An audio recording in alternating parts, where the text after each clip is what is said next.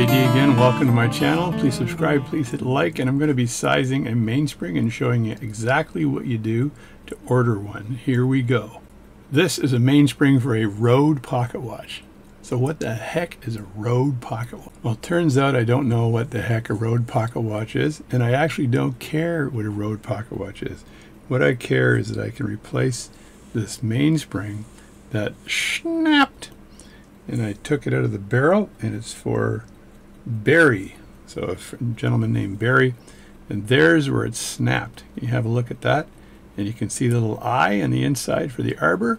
That's I for arbor, and you can see that the end is not a T, which is a beautiful thing. And you can see where that little tiny end hooks in. It hooks into that little groove, or it's just a kind of tapered T right there in that barrel, so it makes it a heck of a lot easier to get this thing in place. It doesn't have like a T end, which I absolutely hate. So I'm going to go and see if I can measure this thing properly. So is this the right tool to measure a mainspring? I don't think so. No, this is the right tool for measuring a mainspring. Let me see how this works, and I'll show you exactly what to do. So get yourself a solid base like the one I have here. It is a gorgeous solid base, and I love to hold my micrometer in this base because it gives it enough solidity that I can actually use the micrometer without worrying about it not working properly. And the first thing I do is I make sure that the micrometer is set like this, and I turn it until it's tight on this end, and then let it go like that, and that should be zeroed. And then I have the zero button right there, and it's in millimeters, and you can see that this graduation is excellent for measuring stuff. So it's 0.001 accuracy in millimeters. So I'm going to try to measure this without forking this up. So the first thing I want to measure is the thickness of the mainspring, and that's basically the strength. So the first thing you do is take a section of this mainspring and flatten it out just a bit, right? So you want it to be flat like that, and this is so it doesn't impact the actual measurement. So flatten it out just a little bit, put it in the groove here like this, and then tighten like that. And what do you have? It's 0.127. Gotta write that down. Get yourself a piece of scrap paper from before and write down 0.127. Now that you've got that measurement, take it out, go back, zero it. See that -1? Flatten out a different part of that mainspring like that. That looks pretty good there. Open it up, put it in, tighten it. 0.125. So 0.125. And that's the thickness, or sometimes called strength. I'm writing that down on my little piece of paper so I don't forget. Now the next thing you need to do is make sure that mainspring fits in the barrel. So once again, zeroize the darn thing. That's pretty good there. Back it off. Back it off. Back. And now you got to squeeze this bugger in the middle. So it's got to fit into the barrel without a problem. So take a couple of measurements here. So now I've squeezed it in there, and I end up with 1.67 as my number. So that's my first number. 1.67, I'll say wide. That's the width. And I'm just going to do it again to test it. Now I'm going to make sure I've zeroized this thing, that there's no problem. And it looks good. Back it off again. Try to keep the mainspring relatively flat while you're doing this. Everything is relative. Just get my fingers out of the way and show it to you. So there we go. And that's 1.659. Before it was 1.67, which would indicate to me that this mainspring is at a bit of an angle.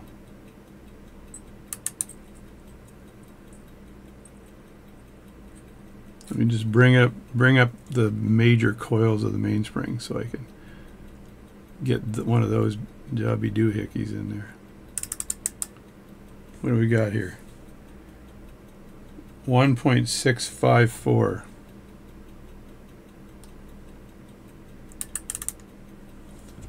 1.654. That's pretty accurate. So I'm going to go with 1.654.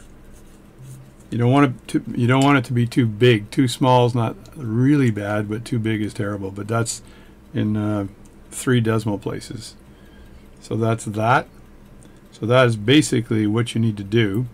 And now you're going to have a length of this mainspring, and it's going to be related to the barrel and the actual size of the barrel. So what I want to do is measure the size of the barrel. And seeing that I've been afflicted by significant anal retentivity in my life, I'm going to zero this again. Like that. Zeroize it. Back it off. That's a thing of beauty.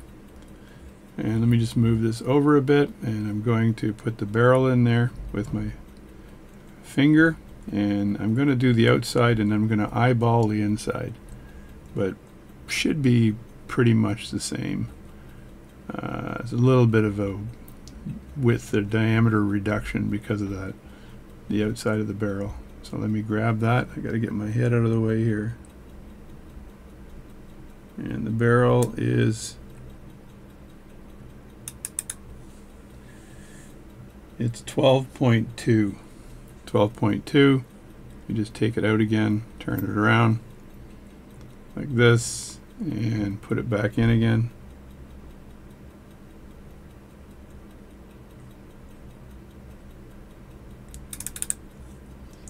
And again, 12.2. Alright, so that's the barrel. 112.2, and that's an outer diameter, OD. The inner diameter I'm likely taking off a little bit on either side. I could squeeze this in and try to measure it, but I'm not too concerned because all I'm using this for is to determine the length of the mainspring. So somewhere around 11 and 12 point, well 11, 10 to 11 I think would be fine. So let's go to the website and see what we can do. Alright, here's the website, cousinsuk.com. Now I'm going to see if I can find mainsprings.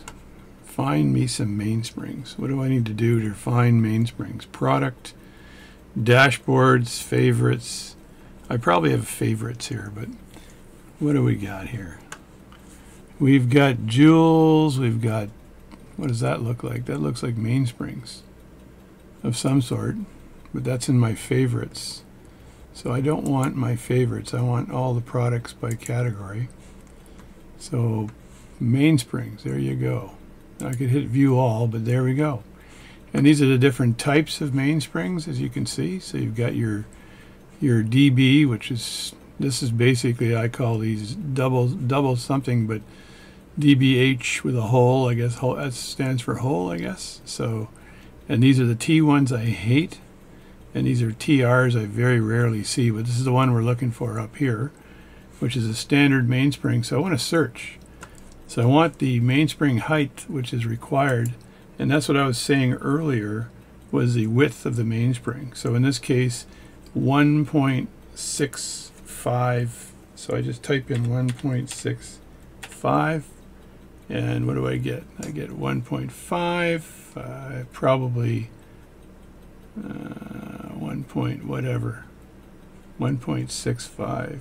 1.65. I'll leave it as 1.65, even though there's popular ones. And then I want the thickness of the mainspring, which is also the strength of the mainspring.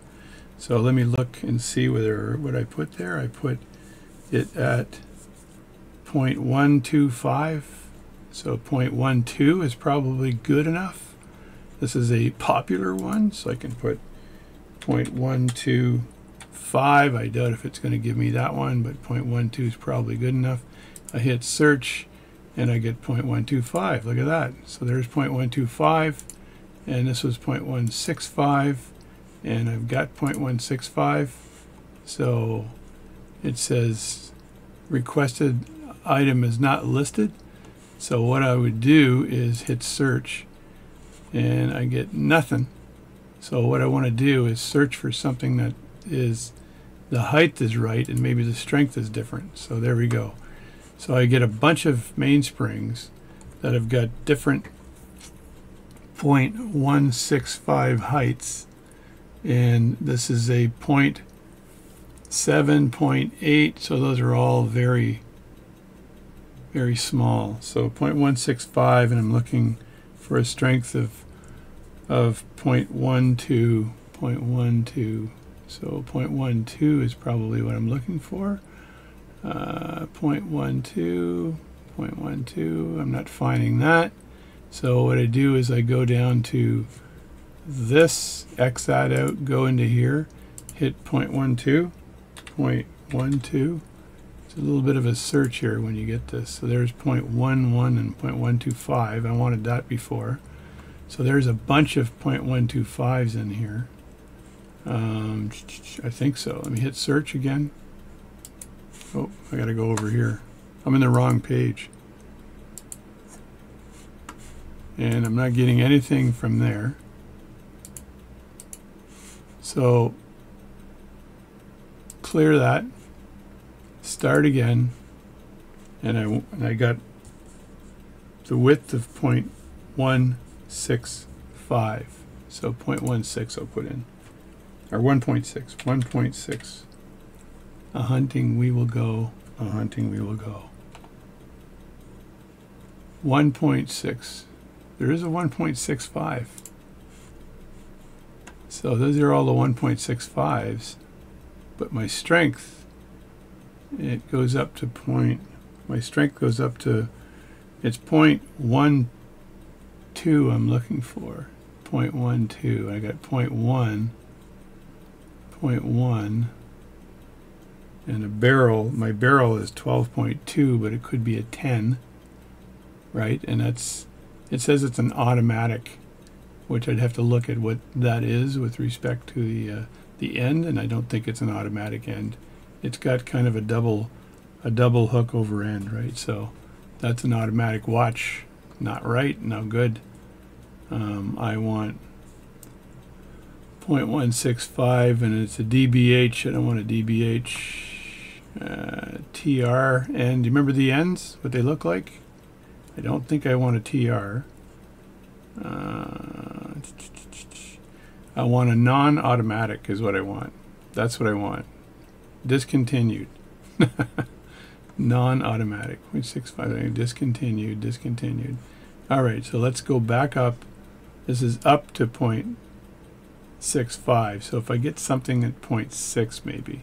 So go back up again, get rid of that, go in here and hit 0.6, and I've got 0.64. I've got one of those, and the strength is no damn good. That's a 0.65, that's not good enough. So I gotta go back again, and what do I want here? 1.65. So what if just put 1.6 and see what I get? 1.6 and search, and there's 1.6, and there we go. There's a boatload of these. $7. Non-automatic is what I want, but that thickness is way too thin. I wanted 1.6, and let me just scroll way down here, and I'm getting a lot of options here, which is good. So I don't want a DB end, I want non-automatic. There's 10.5 and there's 11. So that's 1.6, 11 non-automatic, and that's a barrel of 8.5. So my barrel should be a little bit more than that, I think. So there's a barrel of 9.5, that's getting close. 9.5, 11. And it was 1.2 I was looking for. There's 1.2. There's a barrel of 10.5. 1.2. 10.5. That is 11. And that's, I think, is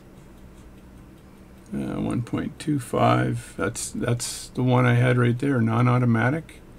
1.6 millimeter height up to. It's 1.125 with my strength, which is perfect. And the barrel is 11, and I measured 12.2, but that was the outer diameter, so that I believe is the one, and there's 49 of them in stock. And I just go here and you hit 1 like that. The basket is updated. Now there's a bunch of stuff in my basket I think I need to get rid of, but that's should be perfect. Should be absolutely perfect. So let me get down here and see what I can do here.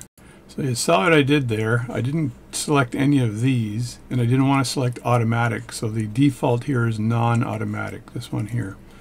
If for some reason it comes with no end, I can actually make an end by folding that over.